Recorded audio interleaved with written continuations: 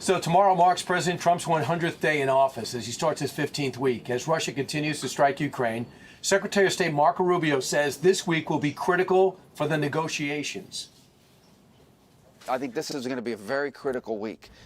This week is going to be a really important week in which we have to make a determination about whether this is an endeavor that we want to continue to be involved in, or if it's time to sort of focus on some other issues that are equally, if not more important in some cases.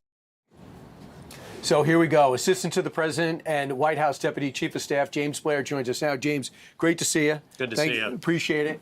I think we should talk about some of that iconic shot at St. Peter's.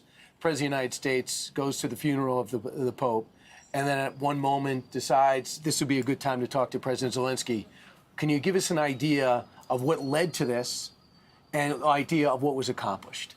Yeah, absolutely. I mean, obviously, leading up to it, the Ukrainians have been reaching out. We've had ongoing conversations. There was a desire, which I think President Zelensky expressed publicly, to have a pull-aside meeting there in Rome. And what came out of it was progress. Obviously, the president feels like we are making progress, but he's been frustrated at both sides, which he's made clear. He said over the weekend that the Ukrainians should have signed the deal with us weeks ago, and he wants them to hurry up and get that done. And Putin, he is very displeased with the attacks on civilian areas last week, and he's put on the table increasing sanctions, secondary tariffs on oil, whatever it takes to make sure that they hurry up and get to the table and create peace. What about providing patriots and more arms to Ukraine? I know that's what Zelensky asked for. Look, I don't have any news to break on that, but obviously we've provided a lot already. What's most important is that they get to the table and hurry up and make this deal quickly. Do you think that is the president angry that Putin might be playing him? Does he feel deceived that indeed might be his agenda? Well, look, he put out a statement, I think 2 days ago on his Truth, where he said he does not want to be tapped along. He won't accept it. He's displeased, again, with the attacks on civilian areas. And the president said it makes him feel like maybe he doesn't want peace as badly as he says he does. And the president's not going to stand for that. If that means increasing sanctions, he's obviously put that on the table. Steve Witkoff was optimistic. The president is, neither is Marco Rubio. How do you deal with both those schools of thought? Look, I mean, I think that you know, this is a bit of a give and take back and forth process. We feel like we're making progress. The president feels like we're making progress, but he's also sending a message that it needs to go more quickly. So this is, today, every day is going to have a different theme here at the White House. At 8:30, Caroline Leavitt's going to have start her press conference where she's going to talk about immigration, the progress made at the border. You see these signs behind us. All the arrests have been made over the last 100 days. Homicide, child sex abuse, rape and sodomy, the mugshots of those who have been captured and taken off the streets. Why do you want people to see that? Why do you want the press to see that? Well, look, the mainstream media, as you know, Brian, doesn't want to cover this story.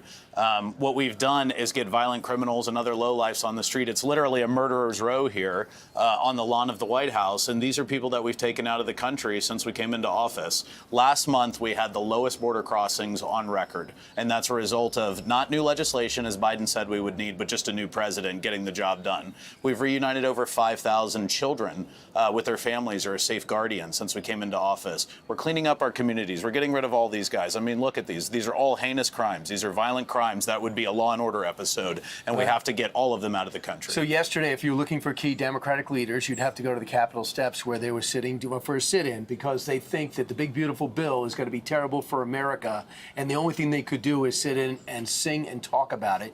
Is the president going to change his mind because Cory Booker spent a Sunday on the steps? Well, look, I mean, think about what the Democrats are actually saying. They're saying they're going to oppose the largest tax cut in history for middle and working class Americans. That's what they're doing. They're out here standing on the side of keeping illegal immigrants on Medicaid when we're trying to get them off of Medicaid so we can save the program. The Democrats have no plan. Remember, this is the party that brought us 4-decade high inflation. Joe Biden, Hakeem Jeffries. We shouldn't listen to them on anything. Now that the adults are back in charge, we're having to clean up the mess they created for us. And you're not going to have an easy time as you try to get all the Republicans on the same page. Very, this slight advantage for Republicans in both the House and Senate. Your thoughts about the so-called SALT caucus of New York and the Northeastern, the congressman from the blue states. Your thoughts about those who say, I want to keep parts of the Inflation Reduction Act under Joe Biden because it would hurt their constituents.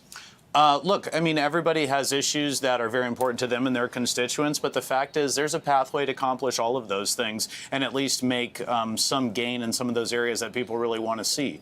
Everyone's going to have to give a little. Nobody's going to get 100% of what they want, but that's the democratic process, right? And again, like I said just a minute ago, it's up to the adults to be in charge now. We just have to get it done. And you have a lot done already in 100 days. James, thanks so much. I know it's going to be a big week. Thank you. Thank you. Appreciate it.